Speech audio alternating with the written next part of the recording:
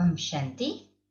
आज 8 फरवरी 2022 के साकार परमात्म महावाक्य। आज की मुरली में ज्ञान सागर परमपिता परमात्मा बाप हम बच्चों से कहते हैं, मीठे बच्चे, एक बाप ही है जिसकी अपरम अपार महिमा है। बाप जैसी महिमा और किसी की भी हो नहीं सकती। बाबा की जितनी महिमा किसी की नहीं हो सकती ना सारे दिन में। कहें हाँ जी बाबा। हर एक दिन उसका जितना भी गुणगान करे, हर एक सेकंड भी यदि गुणगान करे तो भी कम पड़ जाए, क्योंकि इस दुख भरी दुनिया में हम सभी को दुखों से छुड़ाने वाला, पार ले जाने वाला एक शिव बाबा ही है ना। आज का प्रश्न है, तुम बच्चों को इस पढ़ाई का बहुत बहुत कदर होना चाहिए, क्यों? बाबा उत्तर देते हैं, क्योंकि सारे कल्प में एक ही बार बाप परम धाम से पढ़ाने के लिए आते हैं। मनुष्य पढ़ने के लिए भारत से विदेश में जाते हैं, यह कोई बड़ी बात नहीं।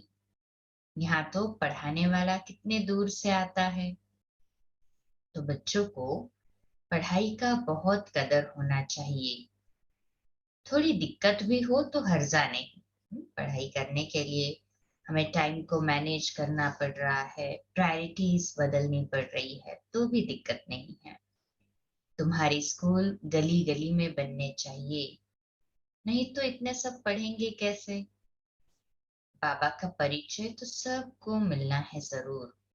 मिलना चाहिए ना सभी को बाबा का परिचय। कहें हाँ जी बाबा। ओम शांति। मीठे मीठे बच्चे कहते हैं, ये कौन है? यह कोई साधु मनुष्य तो नहीं है। साधु भी नहीं और मनुष्य भी नहीं है शिव बाबा, यह तो और चीज है। मनुष्यों को तो झट पहचान ले कि फलाना सन्यासी है, साधु है, नाम लेकर कहेंगे फलाना महात्मा है। यह सिर्फ बच्चे जानते हैं। बच्चा कहा जाता है आत्मा को। बाबा हमें बार बार बच्चा कहते हैं, तो हमें अपने आत्मिक रूप में ही देखते हैं। आत्मा ही सब जानती है, शरीर नहीं। आत्मा ही कहती है ये फलाना है, ऑर्गन्स द्वारा जानती है। अगर आत्मा न हो तो ये आंखें काम न कर सके। सब कुछ आत्मा ही जानती है। अभी तुम बच्चों को आत्म अभिमानी बनाया जाता है। आत्मा कहती है, इन कर्मेंद्रियों से फलाना कर्तव्य करना है, या फलाना कर्तव्य करता हूं। वास्तव में आत्मा को मेल कहा जाएगा, फीमेल नहीं। मेल है। क्यों? क्योंकि हम सब भाई भाई है ना। कहें हाँ जी बाबा। अभी तुम नई बातें सुनते हो, यह कौन आया? उनका कोई अपना मनुष्य का रूप नहीं है। तुम जानते हो बेहद का बाप है शिव बाबा, जो इनके द्वारा समझाते हैं। शिव बाबा हमारा बेहद का बाप है ना, जो ब्रह्मा बाबा द्वारा समझाते हैं। कहें हाँ जी बाबा। ऐसे नहीं फलाना सन्यासी है, उनकी आत्मा बोलती है, नहीं। मनुष्यों का सारा नाम रूप में अटेंशन जाता है। तुम्हारी बुद्धि समझती है ये हमारा बेहद का बाप है। वह शरीर द्वारा हमको अपना वर्षा देते हैं, राजयोग सिखलाते हैं।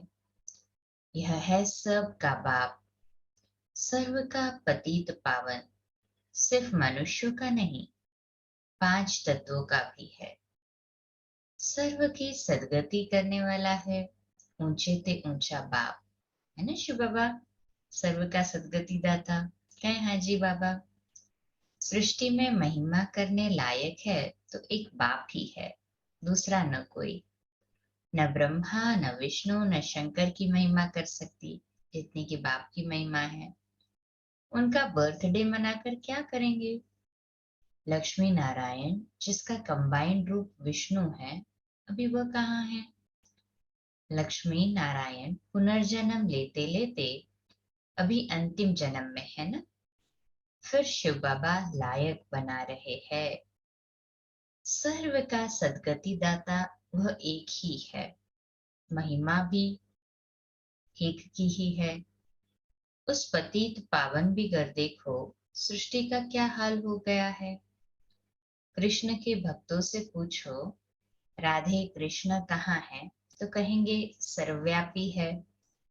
राधे के पुजारी कहेंगे राधे ही राधे है। हनुमान के पुजारी कहेंगे जिधर देखो हनुमान ही हनुमान। परंतु नहीं, बाप अपनी महिमा तो नहीं करेंगे, अपने पाठ से सिद्ध करते हैं। बाबा स्वयं खुद की महिमा भी नहीं करते, अपने पाठ से ही सिद्ध करते हैं कि और कोई की महिमा गाई नहीं जा सकती। लक्ष्मी नारायण ही राजाई करते हैं।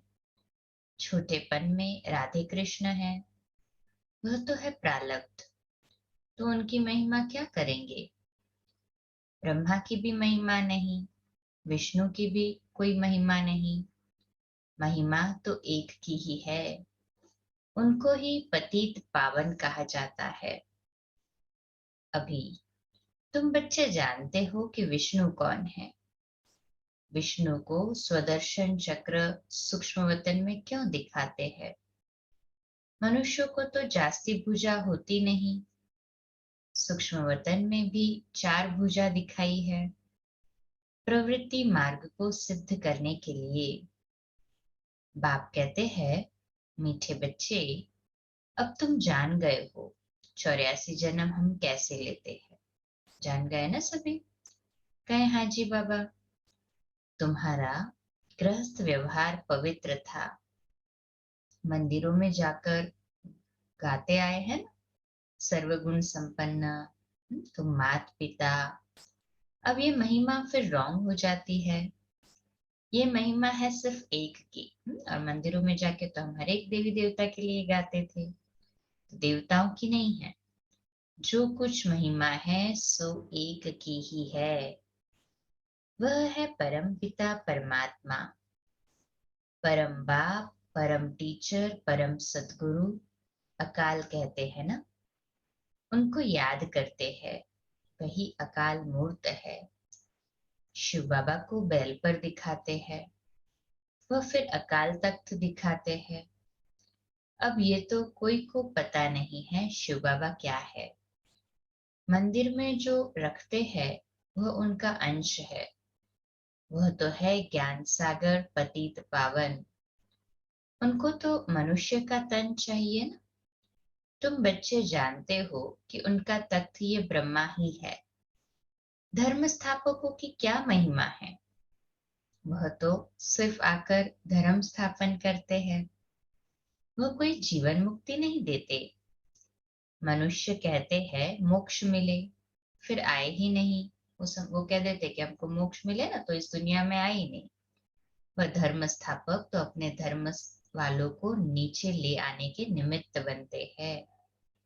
उनको तो आकर अपना धर्म स्थापन करना है, ड्रामा का पार्ट है। जो भी आते हैं उनको पुनर्जन्म लेना ही है। ये तो स्थापना बाप करते हैं, वह सब का पतित पावन है, और कोई पावन नहीं बनाते, है ना। ऐसे ही कहे हाँ जी बाबा। वो तो आते हैं, अपना अपना पार्ट बजाते हैं। सतो रजो तमो में आना ही है, क्योंकि उन्होंने धर्म स्थापन किया। बस जो शिक्षा दी फिर उसके शास्त्र बने। जो धर्म स्थापन करते हैं उनको फिर पालना जरूर करनी है, वापस कोई जाता नहीं है। सभी इस समय भिन्न भिन्न नाम रूप में यहाँ पतित दुनिया में ही है। क्लियर हुआ ना सभी को? कोई भी परम धाम में रिटर्न नहीं जा सकता जब तक बाबा सभी को वापस न ले जाए। अभी सभी यहाँ पर ही पाठ बजाने आएंगे, और एक बार आए तो यही पाठ बजाना है। पहले नंबर में लक्ष्मी नारायण देखो, वह भी अब यहाँ है। प्रजापिता ब्रह्मा द्वारा ब्राह्मण रचते हैं, फिर ये जाकर राधे कृष्ण बनेंगे। जब तक शिव बाबा न आए तब तक कोई पावन न बन सके, है ना? ऐसे ही कहे हाँ जी बाबा। बलिहारी उस एक की ही है, उनकी महिमा है। कहते भी है शिवाय नमः। तो माता पिता सब याद करते हैं, सबसे जास्ती महिमा उस बाप की ही है। पुकारते भी है ओ गॉड फादर, बाप को ही पुकारते हैं ना। कहे हाँ जी बाबा। यह नाटक बना हुआ है। जब सृष्टि पुरानी होती है तब बाप आते हैं। मूल वतन, सूक्ष्म वतन, स्थूल वतन, तीनों लोकों का ज्ञान देते हैं। ज्ञान एक ही बार मिलता है। उनको ज्ञान का सागर कहा जाता है। बाकी ये सूर्य चांद आदि तो बेहद मांडवे की रोशनी देने वाली बत्तियां हैं। वह रात वह दिन, यह मांडवे की बत्तियां है। ऐसे नहीं कि सूर्य देवता नमः कहेंगे, नहीं। देवताएं तो ब्रह्मा विष्णु शंकर है। कोई मूल वतन से आत्मा यहाँ आती है तो सीधा गर्भ में जाती है, सूक्ष्म वतन में नहीं जाती। सीधा सतयुग में आएंगी, गर्भ महल में। वहां तो कोई पाप कर्म होते नहीं। यहाँ पाप करते हैं तब त्राही त्राही करते हैं। धर्मराज, हमें बाहर निकालो, फिर हम पाप नहीं करेंगे। बाहर निकलने से फिर पाप करने लग पड़ते हैं। ऐसे ही करते हैं ना सभी। वहां की वहां रही, यह भी ड्रामा है। जो बोला था गर्भ में कि हम अभी पाप नहीं करेंगे, जैसे ही बाहर निकल गए तो वो बात भी वहीं रह गई। फिर वापस से ड्रामा में पार्ट बजाते हैं तो पाप भी करना शुरू कर देते हैं ना।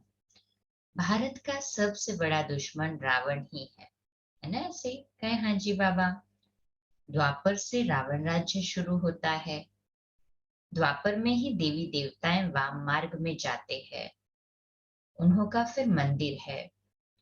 पुरी में देखो कैसा मंदिर बना हुआ है। अंदर जगन्नाथ की मूर्ति है और बाहर में देवताओं के बड़े गंदे चित्र है। ऐसे ऐसे चित्र मंदिर में नहीं होने चाहिए। तुम तो अभी श्रीमत पर श्रेष्ठ बनने का पुरुषार्थ कर रहे हो। सतयुग आदि में लक्ष्मी नारायण श्रेष्ठ है ना? उन्होंने यह श्रेष्ठ पद कैसे पाया? अब तुम फिर से पढ़ रहे ना सभी फिर से, है ना? पक्का निश्चय हाथ ऊपर करें। बाप कहते हैं मैं कल्प कल्प कल्प के संगम युगे फिर से आता हूँ, आता ही रहूंगा। फिर से तुम बच्चों को राजयोग सिखलाऊंगा। फिर सतो रजो तमो में आना है। तुमको 84 जन्म भोगना पड़ता है। जो पहले पहले आते हैं सब नहीं भोगते। 84 लाख तो है नहीं। मनुष्यों को जो कुछ कोई ने कहा वह सच सच कहते रहते हैं। अगर 84 लाख जन्म हो तो कल्प की आयु बड़ी हो जाए ना। बाप कहते हैं 84 जन्म है सो भी देवी देवताओं के, है ना? ऐसे ही पक्का निश्चय है ना? कहे हाँ जी बाबा। अच्छा, फिर इस्लामी बौद्धी क्रिश्चियन आदि कितने जन्म लेते रहेंगे? हिसाब है ना? आते तो बहुत है, टाल टालिया है ना? तुम सारे सृष्टि के आदि मध्य अंत को जानते हो। भारत ही पहले नंबर विश्व का मालिक था और कोई धर्म था ही नहीं। अभी उस देवी देवता धर्म की टांग है नहीं, उनका शास्त्र भी नहीं है। यह गीता आदि शास्त्र फिर बनेंगे। ऐसे नहीं तुम जो सच्ची गीता बनाते हो वह होगी, निकलेगी फिर भी वही गीता। भक्ति मार्ग के लिए तो सब चाहिए ना, उसमें भी तो खेल पाल चाहिए ना भक्तों को। ब्रह्मा द्वारा समझाते हैं बच्चों को, है ना? निश्चय सभी को कहे हाँ जी बाबा। अब बरोबर ब्रह्मा द्वारा भगवान की प्राप्ति होती है। बाबा कहते हैं ये सब है भक्ति मार्ग।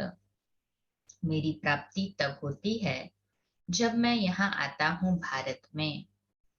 भारत ही अविनाशी खंड है। भारत ही कितना साहूकार था।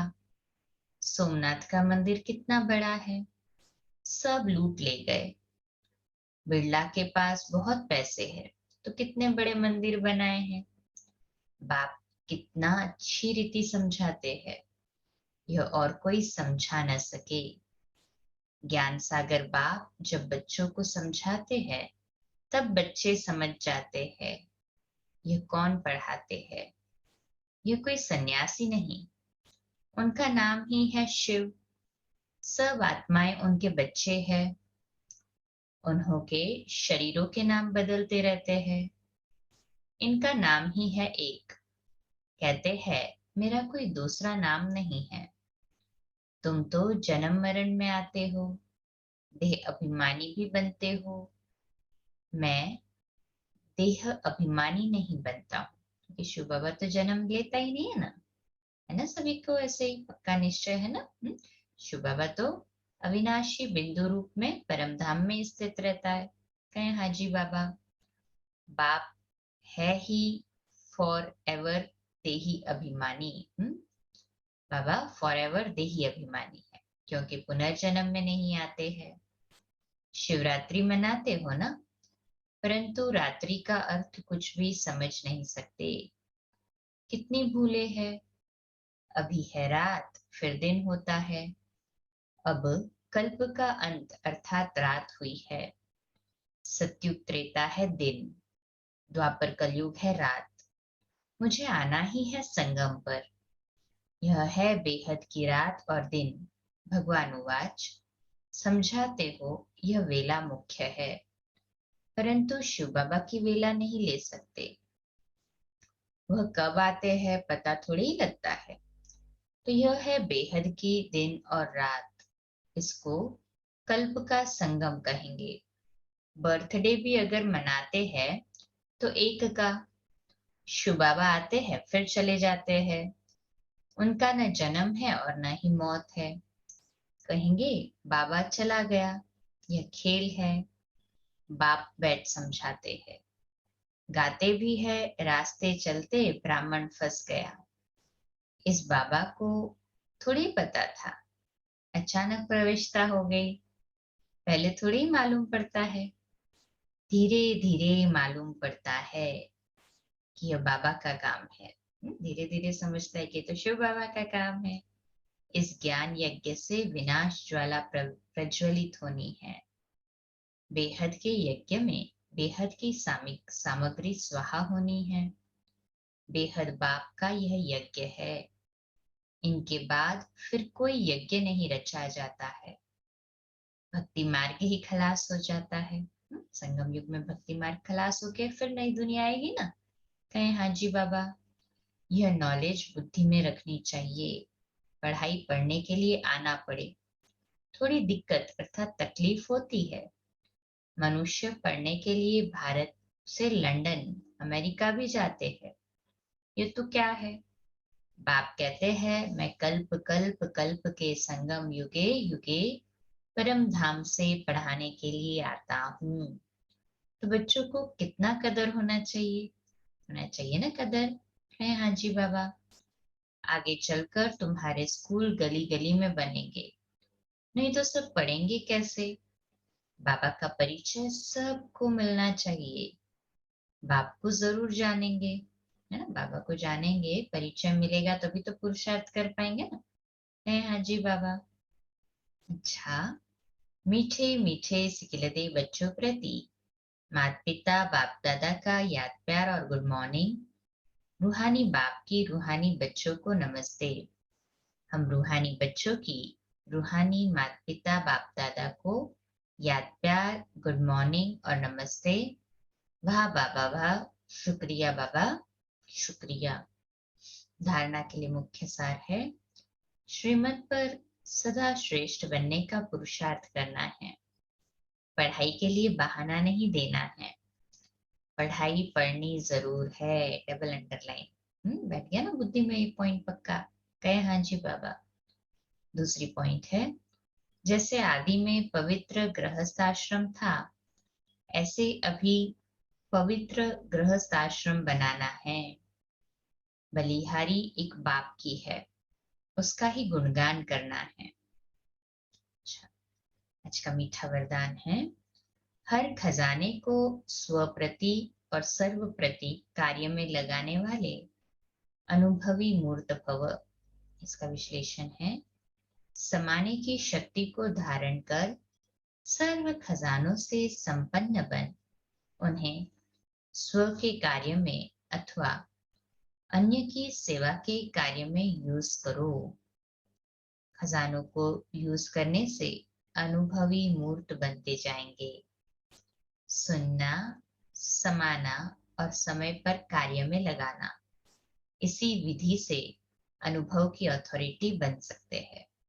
सुनना, अपने अंदर जो सुना उसको समाया और फिर कार्य में लगाया, तो अनुभवी की अथॉरिटी बन जाते हैं ना। कहे हाँ जी बाबा। अच्छा, आज का बाबा ने विशेष कहा है, जैसे सुनना अच्छा लगता है, पॉइंट बड़ी शक्तिशाली है, ऐसे उसे यूज करके शक्तिशाली विजयी बन जाओ, तब कहेंगे अनुभवी मूर्त। अच्छा, आज का स्लोगन है, गुणवान उसे कहा जाता जो ग्लानि करने वालों को भी गुण की माला पहनाता चले।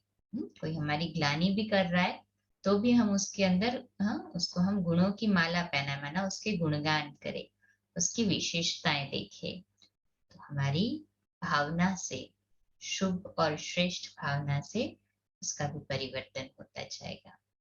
सभी ऐसे ही कहें हाँ जी बाबा। आज का हमारा सम्मान लिखने के लिए और अभ्यास करने के लिए, मैं अनुभवी मूर्त हूँ, मैं अनुभवी मूर्त हूँ। अच्छा, कम बोलो, धीरे बोलो, मीठा बोलो, सत्य बोलो, सोच समझ कर बोलो, निमित्त भाव, निर्माण भाव, निर्मल वाणी। ओम शांति।